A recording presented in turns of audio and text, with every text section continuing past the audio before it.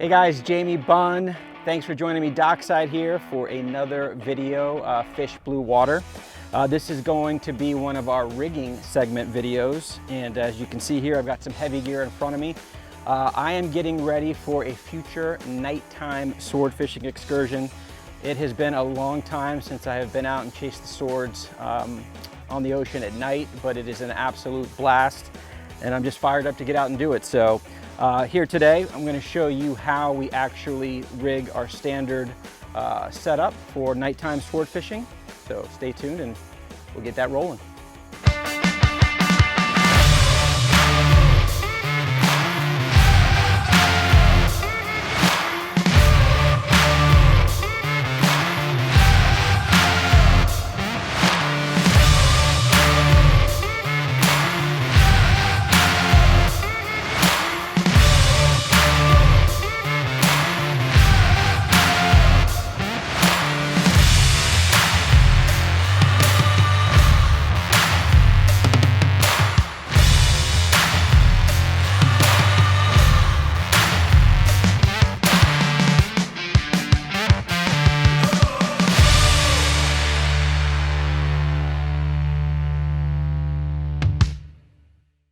All right, so got my rod combo here in front of me, and we're gonna get the rig started here momentarily.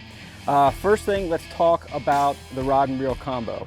So this is an 80-pound custom bent butt rod, and I've got a Shimano Tiagra 80 wide on it for a reel filled with 80-pound monofilament line. So for me, I'm not trying to be a hero. There's some guys that would maybe opt to fish for these swords at night, stand-up gear out of a harness and a fighting belt. I much prefer, particularly for the rods that we fish away from the boat on the balloons, a bent butt and just to fight them out of the rod and let Rodney do the work. So that's why you see the setup that we have here. And unlike daytime sword fishing, where you're going to utilize braid because you've got so much line in the water, when we're nighttime sword fishing, we're anywhere from 50 feet below the surface down to maybe 300-400 feet deep. We don't have as much line in the water, and I prefer a little bit more stretch if we happen to hook a fish. So that's the reason why we have the monofilament line. All right, so first step is making my Bimini twist. If you guys haven't seen our previous video, click the link here in this video and we give you an in-depth tutorial on how to tie a Bimini twist. All right, so Bimini twist is tied. Step number 2 is to connect, make the attachment between my wind-on leader that I have here and the Bimini twist itself.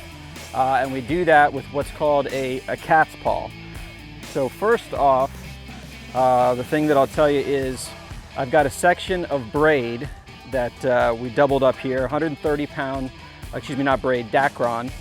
And then I've got 200, I believe 200 or 220 pound test monofilament leader here for the leader material on the wind-on. So first thing I'm gonna do, I'm gonna take the loop of my double line, run it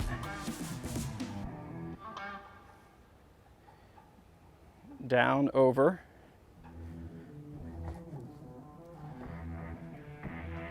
the Bimini twist like so. Then I take my leader coil, and I'm gonna go twice through that Bimini. Once, and then one more time. Through like so. And that's gonna make what we call a double cat's paw as we come down on this Bimini twist here. Now, I didn't mention it before, however, if you would like to see how to create these wind-on rigs yourself, certainly drop a comment in the video and we'll be happy to do that in a future rigging video. Otherwise, your favorite tackle shops or your regular tackle shops that you guys do business with will certainly have these pre-made up and ready to rock if you just want to be able to grab them and go. All right guys, so step 2 is complete. The wind-on is on. I've got about 40 feet or so of that 220 pound monofilament. You can fish it as long as you want. I know for the daytime sword stuff, they fish 100, 150 feet. For this nighttime stuff, I usually don't get that crazy. But in step 3, I've got to make the attachment, the wax floss attachment, to create the loop to hook, attach our lead to the line. All right, so I've got a section of this wax line. I think this is 80-pound wax line here. You can use, this does serve no purpose other than just to get that lead attached to the line. So I'm going to double the line. I'm going to go back through it like so. And pull that tight. Got myself a loop about like so. And now I'm going to take those tag ends and I'm just going to start half hitching in both directions.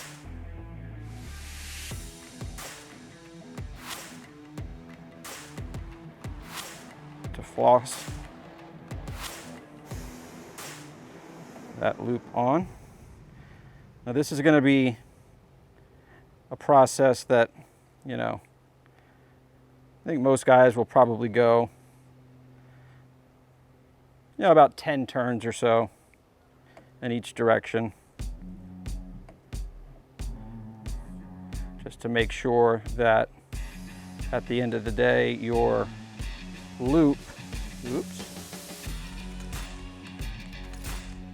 got over top of it there, just to make sure that your loop is not going to slide down the line in any way, shape, or form. So that's looking pretty good there. Let's go down the other side. Little tension is your friend in this particular situation when you're trying to do these half hitches.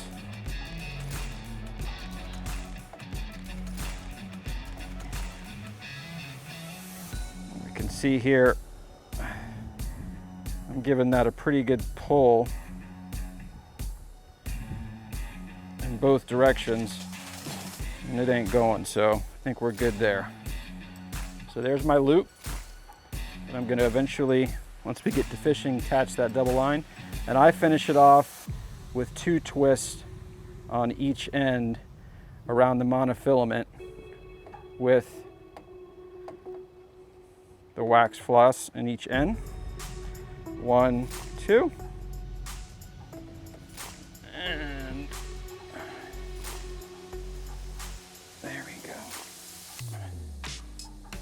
Make sure I've got the sharp end of the knife. There goes 1. And there goes 2. So we're all set there now. That's ready to attach the lead with some copper wire or some telephone wire. Once we get to that point, that's another part of the future video. And there you have it. So 80-pound Bimini twist, cat's paw to your wind on, and then the last step is going to be attaching our bait, which will have a heavier section of about 300-pound leader material. And the connection that's made between the 300 and the 200, 220 here is through a ball bearing swivel.